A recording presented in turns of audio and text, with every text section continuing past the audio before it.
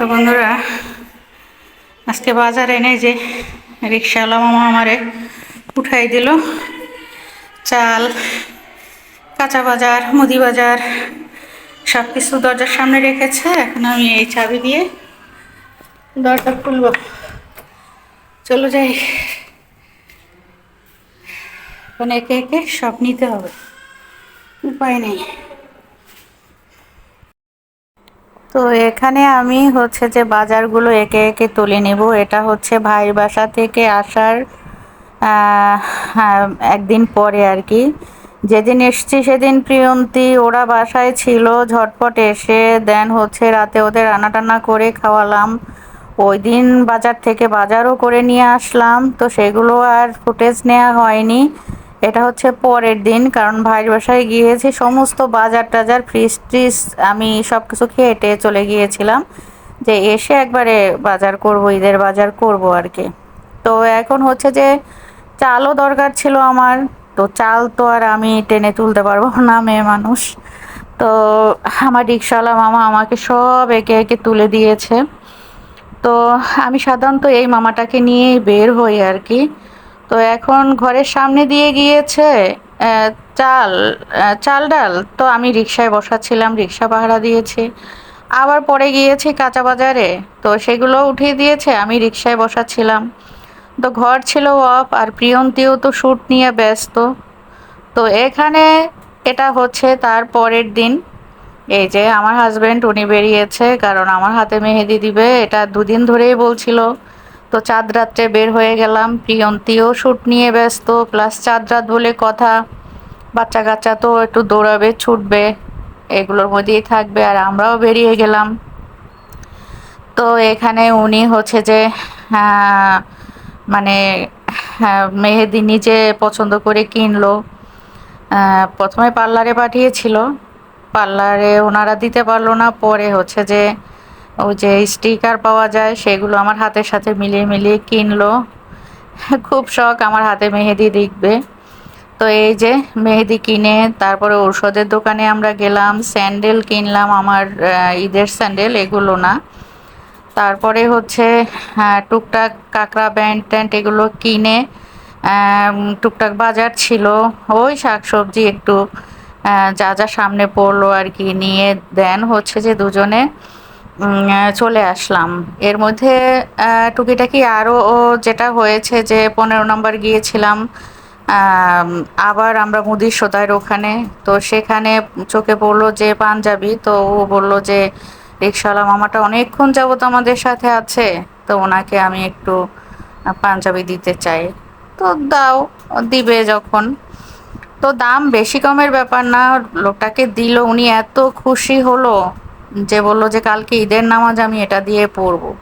শুধু তাই নয়, বাসায় ওঠার সময় আমি তো রিক্সা ভাড়া যেটা হয় সেটা দিয়ে দিয়েছি, তারপরেও এক্সট্রা 200 টাকা, বলা ঠিক না এভাবে, বেশি টাকা ও ওনার হাতে গুজিয়ে দিয়েছে, বসে দোয়া করে ঈদের সময়।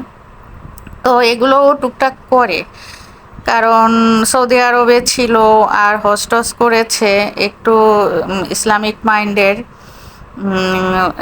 বা মানবতা একটু বেশি আর কি।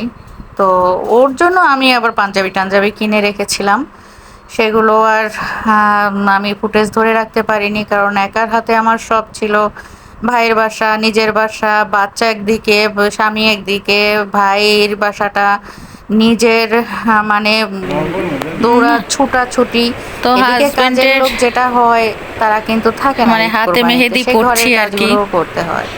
তো আজকে এখন সকাল বাজে থেকেই কেবল 12:30। বলছে যে মেহেদি পরবা, কালকে থেকে, গতকালকে থেকে বলছে মেহেদি পরবা মেহেদি পরবা। তো আমি বললাম যে মানে মেহেদি আমি এমনিই মনে করছিলাম। তো এখন সেই মেহেদি কিনলো, পার্লারে আমাকে পাঠালো।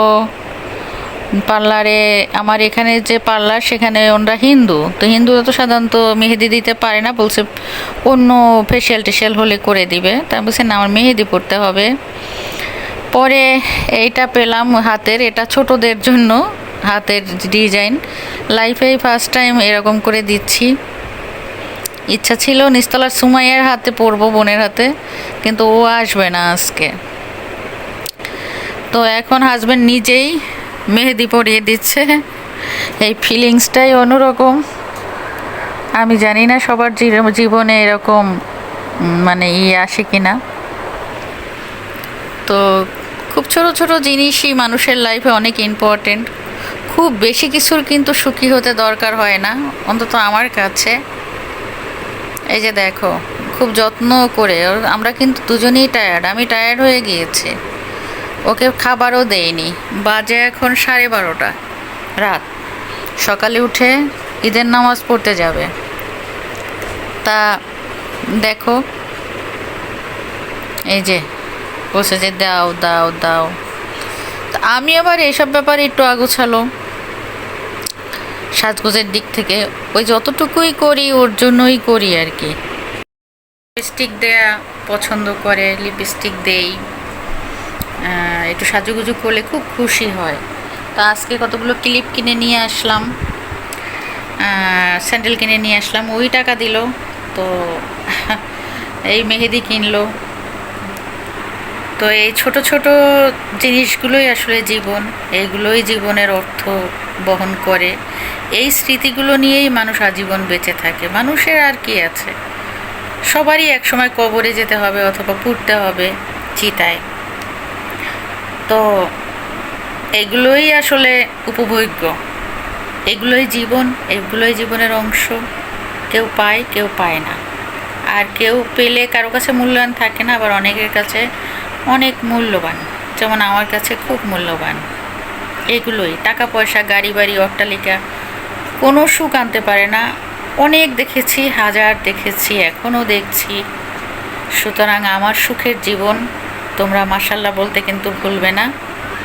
তোমরাও আমার সাথে মাশাল্লাহ বলো, আলহামদুলিল্লাহ বলো। আর তোমরাও সুখী হও, দোয়া করি। ছোট ছোট জিনিস নিয়েই, স্বামী নিয়ে, সংসার নিয়ে, সন্তান নিয়ে তোমাদেরও আল্লাহ সুখে রাখুক, সেই প্রত্যাশায়।